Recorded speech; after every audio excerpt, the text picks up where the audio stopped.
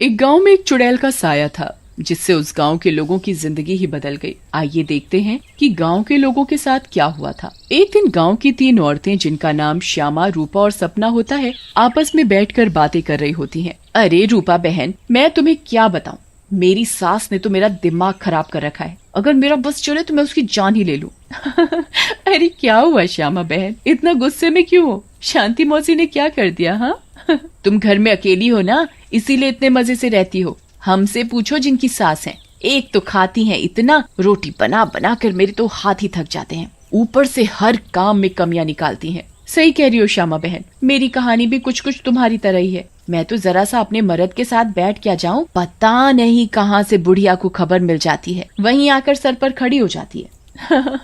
हाँ ये तो चिंता की बात है सपना बहन, मौसी को समझाओ, नहीं तो दादी कैसे बनेंगी। रूपा की बात सुनकर तीनों जोर जोर से हंसने लगती हैं। तभी उनकी नजर एक गोलगप्पे वाली पर पड़ती है। गोलगप्पे वाली बहुत ही सुंदर होती है, उसे देखकर तीनों से रहा नहीं जाता और वो तीनों गोलगप्पे वाली के पास चली जाती हैं। अरे तुम तो औरत होकर गोलगप्पे बेच रही हो।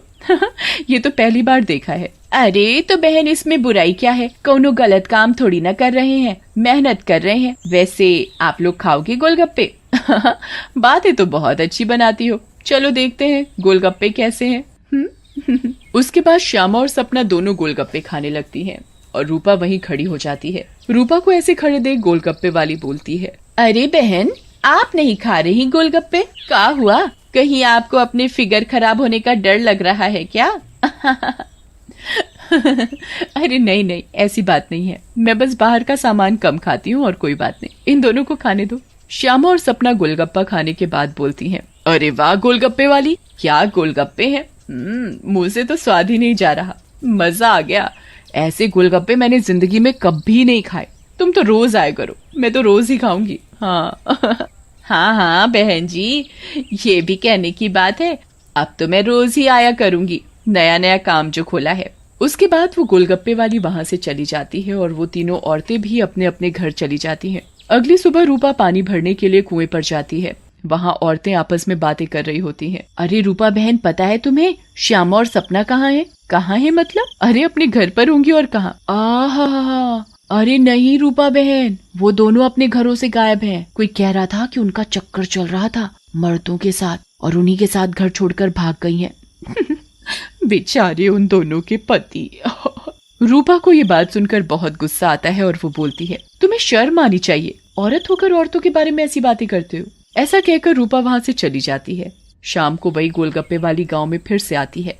चीनू और टीनू नाम के 2 मंचुले उसे देखकर बोलते हैं, अबे टीनू, वो देख क्या लड़की है, एकदम एक नंबर, ये तो तेरी भाभी बनने लायक है बीड़ू। सही कह रहा है चीनू, लेकिन इसमें थोड़ा गलती होने का, ये अपन की नहीं, तेरी भाभी बनने लायक है, समझा क्या? फिर वो दोनों गोलगप्पे वाली के पास जाते हैं और बोलते हैं, ए गोलगप्पे वाली, क्या गोलगप्पे खिलाएगी हम दोनों को? आप दोनों भी कैसी बातें करते हैं, ये गोलगप्पे क्या मैंने पानी भरकर होली में मारने के लिए रखे हैं? आप बहुत मजाक किया हो मेरी तरह। वैसे क्या नाम है आपका? नाम में क्या रखा है साहब, आप गोलगप्पे खाइए ना, अगली बार आऊंगी तो नाम भी पता चल जाएगा। फिर चीनू और टीनू गोलगप्पे खाने लगते हैं। वाह, क्या गोलगप्पे हैं, इतने टेस्टी, लगता है तुम्हारे हाथ चूम लूं। मजा आ गया, मजा। फिर टीनू और चीनू गोलगप्पे वाली के सारे गोलगप्पे खा जाते हैं।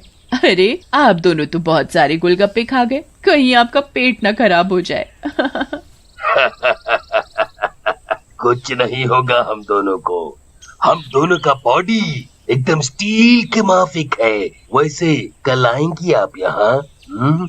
लेकिन गोलगप्पे वाली कुछ नहीं बोलती और वहाँ से चली जाती है। रात में ज्यादा गोलगप्पे खाने की वजह से टीनू और चीनू के पेट में दर्द होता है। हाय रे, मर गया। अरे टीनू भाई, ये लड़के का चक्कर अपन दोनों के लिए भारी पड़ गया रे।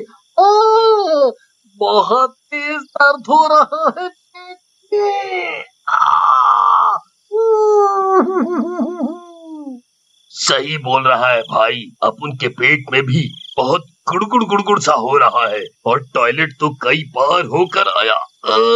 मर गया रे, फिर से आ गई। टीनू और चीनू दर्द के मारे पेट पकड़कर बैठे होते हैं। तभी वो गोलगप्पे वाली उनके पास आ जाती है और बोलती है, क्या हुआ मेरे आशिकों, ऐसे क्यों बैठे हो, पेट में दर्द हो रहा है क्या?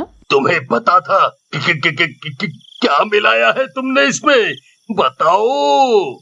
लेकिन तभी गोलगप्पे वाली चुड़ैल के रूप में आ जाती है। उसे ऐसे देखकर टीनू और चीनू दोनों घबरा जाते हैं और भागने लगते हैं। ये क्या हो गया अपन लोगों के साथ? हम तो परी समझ रहे थे, ये तो चुड़ैल निकली। अब हम क्या करेंगे? भागो रे भागो, अपनी जान बचाकर भागो। अब हम क्या करेंगे? करेगी तो ये चुड़ैल, अगर हम यहाँ से नहीं भाग पाए, इसलिए भागो यहाँ से। लेकिन चुड़ैल उन दोनों को पकड़ लेती है और मार डालती है और वहाँ से चली जाती है।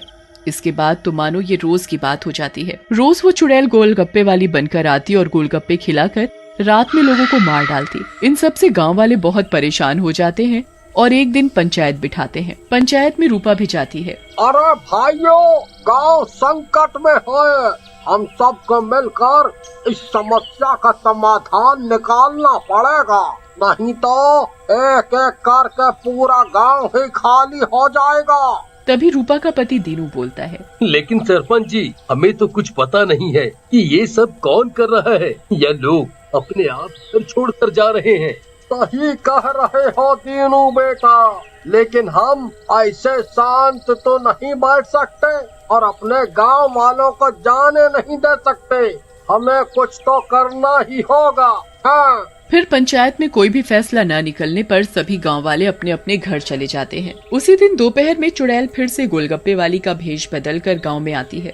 रूपा उसके पास जाती है और बोलती है, अरे गोलगप्पे वाली, जरा गोलगप्पे खिला दे, सुबह से मन खराब हो रहा है, शायद चटपटा खाने से ठीक हो जाए। लेकिन तभी उसकी नजर गोलगप्पे वाली के पैरों पर पड़ती है। गोलगप्पे वाली के पैर उल्टे होते हैं। रूपा ये देखकर समझ जाती है कि हो न हो ये इसी का किया धरा है। रूपा सब समझने के बावजूद गोलगप्पे खाने लगती है और खाकर वहाँ से चली जाती है और दीनू के घर में जाकर सारी बात बताती है, जिसे सुनकर दीनू बोलता है, तुम पागल हो गई हो क्या रूपा? अगर उस गोलगप्पे वाली पर तुम्हें शक था तो तुमने गोलगप्पे क्यों खाए और अपनी जान जोखिम में क्यों डाली? मैंने अपनी जान जोखिम में नहीं डाली, तुमने एक बात पर ध्यान नहीं दिया। गांव में जितनी भी लाशें मिली हैं वो सिर्फ आदमियों की हैं, एक भी औरत की नहीं है। इसका मतलब ये है कि ये चुड़ैल अभी सिर्फ आदमियों को मार रही है। लेकिन रूपा, फिर भी औरतें तो गायब हो रही हैं और वो चुड़ैल निकली तो तुम उसका मुकाबला कैसे करोगी? हम औरतों में बड़ी शक्ति होती है, हम अगर अपनी पर आ जाएं तो किसी को भी अपने बस में कर लें। ये तो एक चुड़ैल है, इसे मैं देख लूंगी। तुम चिंता मत करो। फिर रूपा और दीनू अपने कमरे में सो जाते हैं। लेकिन रूपा की चिंता में दीनू को नींद नहीं आती और वो आंख बंद करके लेटा रहता है। रात में चुड़ैल उन दोनों के कमरे में आती है और रूपा को यूं आराम से सोते हुए देखकर हैरान रह जाती है। ये औरत तो वाकई बहुत निडर है, क्या मत सो रही है, लेकिन आज के बाद डरेगी। ऐसा कहकर चुड़ैल सोती हुई रूपा को उठा लेती है और जंगल की ओर चल पड़ती है। दीनू भी चुपचाप चुड़ैल का पीछा करने लगता है। चुड़ैल एक गुफा के सामने पहुंचकर रुक जाती है और गुफा को खोलती है। खुल जा सिमसिम। गुफा का दरवाजा खुल जाता है और चुड़ैल अंदर चली जाती है। दीनू भी चुपके से उनके पीछे पीछे अंदर चला जाता है। अंदर जाकर चुड़ैल रूपा को एक अंधेरे कमरे में ले जाती है और रोशनी करती है। जैसे ही वहाँ रोशनी होती है, गांव की बाकी औरतें भी रूपा को दिखाई देती हैं। श्यामा और सपना भी वहाँ होती है। अरे चुड़ैल, ये सब क्या है? गांव की औरतें, तुम ये क्या कर रही हो? लेकिन चुड़ैल कुछ नहीं बोलती। रूपा बहन, ये चुड़ैल पूर्णिमा के दिन हम सब औरतों की बलि देगी, बचा लो हमें। ये बचाएगी तुम्हें। इसकी जान तो खुद खतरे में है। तभी वहाँ दीनू आ जाता है और बोलता है, रूपा की नहीं चुड़ैल, बल्कि तू खतरे में है। दीनू सब औरतों को जलती मशाल दे देता है। चुड़ैल, तूने हमको और गांव वालों को बहुत परेशान किया है, गोलगप्पों की कसम, तुझे छोड़ेंगे नहीं। ऐसा कहकर औरतें चुड़ैल के ऊपर मशाल डाल देती हैं और चुड़ैल जलने लगती है। मुझे जाने दो, छोड़ दो। लेकिन चुड़ैल थोड़ी ही देर में जलकर भस्म हो जाती है।